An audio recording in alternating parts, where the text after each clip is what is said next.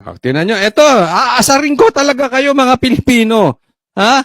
Tingnan nyo mabuti. Pakinggan nyo, anong sabi ni Marcos? We will not lift a finger. Eto, pakinggan nyo. Kinumpirma ni Palace Press Officer Undersecretary Claire Castro na binayaran ng Office of the President ang private jet na sinakyan ni dating Pangulong Rodrigo Duterte. Binayaran pa ng Office of the President yung sinakyan ni Tatay Digo. Anong ibig sabihin nun? Di pera ng taong bayan. Opisina ni Marcos nagbayad sa jet. Akala ko ba hindi ka magpipinger, Marcos? You will not lift a finger. Akala ko ba hindi sila dapat kumontak sa kahit na anong ahensya? Wala silang soberanya rito. It's a threat to our jurisdiction. Anong nangyari? Ngayon magagalit kayo pag tinawag kayong budol. Lantarang niloko nyo taong bayan. Lantarang binudol nyo taong... Pera pa ng para nyo kaming ginisa sa sarili naming mantika. Niloko nyo na kami. Pera pa ng taong bayan ginamit nyo. Di magpipinger. Patungong The Hague sa The Netherlands. Ayon kay Palace Press Officer Atty. Claire Castro, bahagi lamang ito ng kumpletong kooperasyon ng gobyerno sa isinagawang pag-aresto sa dating Pangulo. Kumpleto? Nagpapalusot ka pa! Ito'y kooperasyon. Akala ko hindi kayo makikikooperate ngayon. Ito'y kasama sa kooperasyon. Ay, loko-loko. Niluloko nyo kami. Mr. Finger, niluloko nyo kami. Hindi naman nagbigay ng eksaktong halaga ang Palace official. Hindi magbibigay yan. Kahit naman magbigay yan, anong papaniwalaan ba? It is the same person na nagsabi sa amin na walang pumasok na baril doon sa loob ng KOJC. More than 16 days kami doon. Pambira, walang ni isang baril. Ganyan po ka-fake news yung presidente mo, Claire. At ang lalakas, napaka-ipokrito ninyo, tapos kami tatawagin yung fake news. Kung magkano ang naging gastos. Ngunit nabanggit ni Yusek Castro na nagkaroon ng pakikipag-ugnayan ng Pero ito sinabi nakipag-ugnayan sila dyan. Ma-high blood ako sa panloloko talagang ginawa sa atin. Pero tingnan nyo na lang. Sasabihin kaya nila yan kung hindi nahuli. Diba? Kasi nailabas napicturean yung number nitong eroplano. So mache-check. Alam na sa Pilipinas ang may-ari kasi RP ang nakalagay. So Republic of the Philippines. So, ibig sabihin, hindi ICC. Hindi natin tinulungan ng ICC. Tayo mismo ang nagtraidor sa kapwa nating Pilipino. Na sinabi ninyo, hindi kayo makikipagtulungan. Sabi nga na iba, niloloko tayo ng gobyernong ito. Baka nga hindi pa nila inamin yan. Kung hindi lang napicturan itong eroplano. Kung hindi lang napicturan yung number. Kung hindi napicturan yung flight number ba ang tawag doon. Kaya lang nawalan sila Mabubuking na naman sila na nagsinungaling. So, napilitan silang umamin. But still, bakit natin to ginagawa sa Pilipinas? Ganyan na ba kayo ka-insecure talaga sa mga Duterte? Hindi nyo kayang labanan ng patas ang isang babae? Hindi nyo kayang labanan ng patas ang isang matanda? Kaya ipapadala nyo doon? Dahil alam nyo, hindi tatagumpay ang impeachment. Alam mo, nagagaya na to si Marcos sa tatay niyan talaga. Ang lupit. Pamahalaan sa isang pribadong korporasyon para rito. Opo, ina-admit po na ang palasyo po ang nagbayad. Ito, walang kwentang vlogger tong animal. Di ba? Nawalan ka ngayon. Ngayon, nasa ng paninindigan mo, Claire? Kung hindi mo matawag na fake news yung presidente mo. Ang gobyerno po, ito po ay may kaugnayan sa assistance po na ibinigay natin sa Interpol. So, sabi nga natin, kapag hiningi po ang assistance, siyempre po dapat kumpleto po. Pag hiningi ang assistance, dapat kumpleto. Tayo pa ang naggastos. Ano sabi? Hindi magli-lift ng finger? Hindi magpipinger si Marcos? Hindi makikipag-ugnayan? Hindi makikipag-usap? Anong tawag mo dyan, Claire? Hindi ba budol yun? Hindi, diretsong tanong. Hindi ba budol yun? Dahil kung wala naman po na ipoprovide na sasakyan para madala po ang dating Pangulo sa ICC, parang hindi rin po naging kumpleto ang pagtugon natin sa ating commitment. Hindi yon. Kasi pwede nyo namang hindi minadali Di ba? Pwede nyo namang ipagpabukas. Hindi kailangan ng jet plane. Hindi na, umuwi ba si Marcos, si PRRD dito naka-private jet? Hindi naman kailangan ng ganun. Pwede nyo namang inantay sana yung desisyon ng korte, tapos, ibinuk nyo na lang. Nakamura pa kayo, hindi gumastos ang gobyerno. Hindi naman pasosyal si Tatay Digong Di ba? Alam mo, ako sasabihin ko sa inyo, Mas gugustuhin pa ni Tatay Digong na pinauwi nyo muna siya, inantay ang desisyon ng korte, pinag-impake nyo siya ng mga gamit niya, kahit na isakay nyo siya sa commercial lane. Kesa naman naka-private jet, nilabag naman ninyo ang kanyang karapatang pantao ni hindi nyo pinauwi yung matanda, diretso yung flight. Alam nyo bang delikado sa matanda yung flight? Ni hindi nga nagpupunta ng West yan eh. Delikado na sa edad niya. Dahil malayo na yung flight. Di ba? Alam nyo naman yan sa may edad. Delikado na po yan. Yung ganyang kalayo. Sabihin ninyo, minadali nyo. Kasi wala kayong plano antayin ang desisyon ng korte. Kasi gusto ninyo, si Marcos lang ang magdi-design. Yan ang totoo. Huwag niyong sabihin na kung ano-ano sinasabi. Ako. Next po tayo, ito pag-usapan natin. Alam mo kayo na lang ang sumagot. Di ba? Doon sa mga nagtatanong sa akin kung may secret deal. Itong si Boying at saka to si Marcos sa ICC. May natanggap ba sila? O talagang sadyang takot lang sila kay Sara? Pero hindi po normal sa isang tao na magsasalita ka on live TV. Pwede siguro kung one-on-one lang. Pero on live TV tapos bigla mong babasuhin. Bigla mong babaguhin. Pag inisip mo, presidente yun. So, tatak yun. Alam mo yun. SOJ ka, Secretary of Justice. So, alam mo, yung sasabihin mong yan patungkol sa ICC, tatata. Tapos biglang binago. So, ibig sabihin, masyadong malaki yung kapalit para lokohin nila yung Pilipino. Masyadong malaki yung presyo na matatanggap nila or kung ano man yung matatanggap nila sa pagpapadala kay Tatay Digong sa ICC para budulin ng Pilipino at kainin yung sinuka nila, yung kinain nila ulit. Malaki ang pakinabang nila. Hindi mo naman kasi gagawin yan. Ay sinabi mo, hindi po pwede. Sabi mo, it's a threat to our sovereignty, tapos bigla mo pinapasok. Di ba? So, can we blame the people? No, we cannot. Ang tanong, bakit? Secret deal ba? May presyo ba? Palit ulo ba? May pakinabang ba? Takot kay BP Sara? Kayo na po sumagot dyan sa comment section. Eto, pakinggan natin merong magandang announcement si Boying Rimulya. Tandaan nyo po ang apelyido, Rimulya. Boying Rimulya may announcement about ICC. Okay, mamaya natin pag-usapan yung nabuking kaya sila umamin at saka yung mga Pilipinong ayaw sa impeachment. Pero dito muna tayo. Dito muna kay Boying Rimulya. Pag-usapan natin ito. Hindi na tayo makikipag-usap sa kanila. Hindi natin sila kailangan sa ating bansa. Hindi natin sila gustong pumunta rito. Ang pinag-uusapan dito, ICC. Hindi natin kailangan sila sa ating bansa.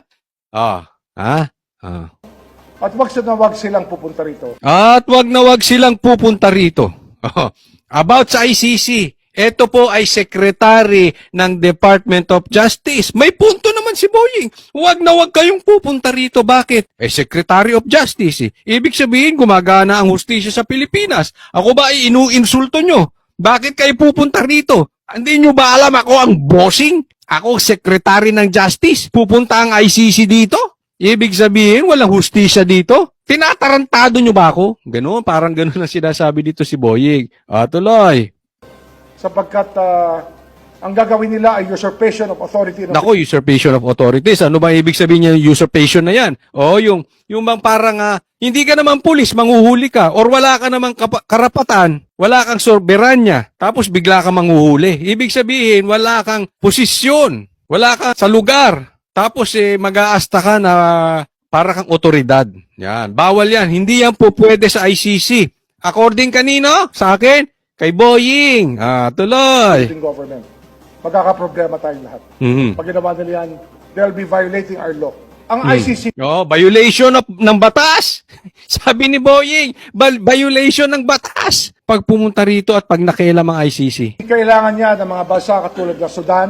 Nako, ang mga ano to Ano ba itong mga to? Africa? Ano Sudan? Sudan. Kailangan ito ng Sudan. Somalia. Haiti. Siguro sa ibang lugar sa Afghanistan. Sa mga lugar na medyo magulo at walang gobyerno. Doon sa magulo at walang gobyerno, tanong, kayo na sumagot. May gobyerno ba tayo? Hindi po pwede sa Pilipinas ang ICC, hindi naman tayo Somalia. Di ba? Hindi naman tayo Afghanistan. At hindi naman magulo ang gobyerno ng Pilipinas. Di ba, Boying? Doon sila pumasok. Tayong organisado ang ating gobyerno na may sistema ng hustisya. Huwag na nila tayo pakialaman. Huwag kayo Nangingialam kayo, ICC. Huwag nyo kaming Magagalit sa inyo si Boying.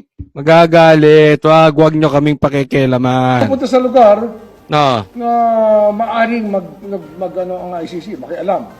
Kasi dito, hindi sila pwede makialam talaga rito. Linaw, no? Dito, hindi sila pwede makialam. Approve, Boying. Approve ako sa lahat ng sinabi mo. Sa ibang bansa, kung tingin natin ay may pagkaalangan, di mag-usap muna kami kung aalis sila. Hindi na tayo Anong nangyari, Boying? Hindi, ako magtatanong lang. Siguro hindi naman fake news, hindi naman paninilang tao. Kung ikaw ba ay may secret deal sa ICC, tanong lang po yan, maliwanag. Kasi, alam mo, ang dami kong naririnig na mensahe at ang daming bali-balita at ang daming nagsasabi. At ang daming tumatawag at nagsasabi sa akin, nabayaran kaya si Boying? May secret deal kaya si Boying? Hindi natin masisisi ang taong bayan kung isipin na meron kayong secret deal. Kasi ang liwanag ng pagkakasabi mo hindi yan po pwede sa Pilipinas. Hindi ako nagsabi, Claire ha? Pinakita ko sa inyo. Claire, pakicheck nyo kung fake news to si Boying. Dapat kung fake news to si Boying, kastiguin mo, Claire. Sabi niya hindi papasok, tas pinapasok. Ay baka sabihin nyo, ako boss, ako fake news. O, talagay nyo dyan, sino fake news? Ako ba o si Boying? Pambira, naglolokohan naman ata tayo. Huwag naman po natin niloloko mga Pilipino. Diba? Sabi nga ng Biblia, let your yes be yes and your no be no. Ano ibig sabihin? Pag may sinabi ka, panindigan mo. Pag sinabi mong oo. Sinabi mo hindi papasok ba't hinayaan yung pumasok? Diba? Ay sasabihin, hindi naman sila pumasok Loko-loko lang ang magsasabi ng ganong palusot. Hindi nga pumasok, pinadala nyo sa ICC. Mas masahol yun. Mas tarantado ang kalalabasan mo no pagka isipin mo, hindi nyo pinapasok, diniliver nyo pa with free delivery. Di ba? Ano to? Ito ay panlilin lang sa mga Pilipino. Ngayon, how do you expect us na maniwala sa inyo? Tapos, tatalak si Claire, tatarak si J. Ruiz, tatarak yung kung sino-sino na mga fake news daw kami. O ngayon, sino ang fake news? Sige nga, pakisabi. Huwag kayong magagalit, Boying, huwag kang mapipikon. Anong nangyari? Para masagot ko yung taong bayan. Sinasabi nila nagka-secret deal ba? Anong palit ulo ni Duterte? Anong tinakasan ng gobyernong ito? Bakit nagbago ng isip? Ang liwa-liwanag ng pagsabi mo Diba? Papakita ko pa, ito pa. Gusto nyo manggalaite, ito pa. Ito. Sige, tignan natin Okay, let me say this for the 100th time. Ano, sasabihin niya raw, pang 100 beses. Sige. Not recognize the jurisdiction of ICC in the Philippines. We don't recognize the jurisdiction of the ICC in the Philippines. 100,000 ka palang sinungaling. Hindi, 100 lang. Hindi naman 100,000. 100 times kang sinungaling, Marcos. 100 times mo sinabi Claire, paano ba tong bossing mo? Sinungaling Fake news. Tapos yung mga senator mo sasabihin fake news sa mga vloggers. Tapos yung mga congressman na tagatahol ng pinsan mo, sasabihin iimbestigahan yung fake news. J. Ruiz, ano ba ito? Claire, fake news to Hindi isang beses. Not 1 time, 2 times, hindi po. 100 times galing sa kanya. O di 100 times sinungaling. I consider it as a threat to our sovereignty. Ayun naman pala a threat to our sovereignty. Tama! I agree. Nagkasundo rin tayo, Marcos. I really agree that ICC is a threat to our sovereignty. May soberanya tayo Respeto naman. Ba't kayo magdi-decide sa mga Pilipino? Kung may makasalanan dito, kung gusto nyo, electric chair nyo. Lethal injection nyo. Bahala na kayo kung ano yung naaayon sa batas ng Pilipinas. Pero sa Pilipinas, hindi pwede makikialam yun. Saan ba ginawa ang krimen? Sa Pilipinas o sa ICC? Hindi na. Yun naman pala Di ba? Tama ka dyan, Marcos. Tama ba si Marcos? Totoo. Huwag nating babuyin, Marcos, ang soberanya natin. Tama ka dyan. Therefore, the Philippine government will not lift a finger. Ayun, they will not lift a finger. Hindi daw siya. Hindi niya itataas ang kanyang daliri para suportahan ng ICC. Ayan po ang Presidente Marcos nyo. To help any investigation that the ICC Hindi tutulong in any way kahit investigasyon. conducts. However, However, as ordinary people, they can come and visit the Philippines. pwede kayong bumisita. Hindi kami tutulong sa kanila. In fact, Hindi kami tutulong sa kina. Can I hear you, people? Yung mga manunood nito, can I hear you? Lagay nyo sa comment section. Budol ba si Marcos o budol na budol? Hindi kami tutulong sa kanila. In fact, babantayan namin sila. Ngayon, Marcos, ito ulit ang tanong ko. Kasi same ng tanong kay Boying. Magkano ba? Yan ang tanong ng taong bayan. Bakit kayo biglang nagbago ng isip? Tanong lang, hindi po tayo fake news ha. Nagtatanong, magkano ba? Ano ba secret deal nyo? Dahil ba nakikita nyo sa impeachment? Ito, lumabas impeachment. Ayaw ng Pilipino. Kaya kayo nagbago ng isip? May survey po. Ayaw ng Pilipino sa impeachment kay BP Sara. Walang maitutulong sa bansa natin yan. So anong ginawa nyo? Since hindi nyo kaya sa impeachment si BP Sara, tanggalin nyo yung power ni BP Sara, which is yung ulo ng Duterte. Bakit bigla ka nagbago, Marcos? O talagang niloloko mo ang mga Pilipino? O talagang budol-budol ka? Hindi mo masisisi ang taong bayan kung iisipin may bayad ka, meron kang palit ulo, o may secret deal kayo ni Boying kasi bigla kayo nagbago ng isip eh. Paliwanag nyo ng maayos yan sa taong bayan. Claire, J. Ruiz, fake news ba yung amo nyo? bantayan namin sila, making sure that hindi sila that they do not come into contact with any agency of government. Oh, they don't have any contact with any agency of the government. Ano si Torre? PNP. Oh, di ahensya yun. DOJ. Ahensya yun. DILG. Ahensya yun. Even Villamor. Doon nyo dinala si PRRD eh. Anong kalokohan to, Marcos? Huwag naman sana sagad-sagad sa buto ang pambubudol sa taong bayan. Tapos pag sinabihan kayo ng ganito, sasabihan nyo kami fake news. E di dapat hindi kayo nanloko sa tao. Dapat hindi nyo sinabi yan. Ang problema kasi sa mga, yan dyan kila Claire, yung mga nagsasabi, yung aso ni Tamba dyan sa pagtatama sa inyo, fake news, kahit totoo. Huwag ganon. Huwag ganon. Ang liwanag oh. Ano yan? Ako nagsabi? Nagagaguhan ba tayo? Ginagago nyo ba mga Pilipino? And if they are contacting agencies of government, nasasabihin yung whatever, policeman, local government, sabihin nyo, huwag nyo sasagutin.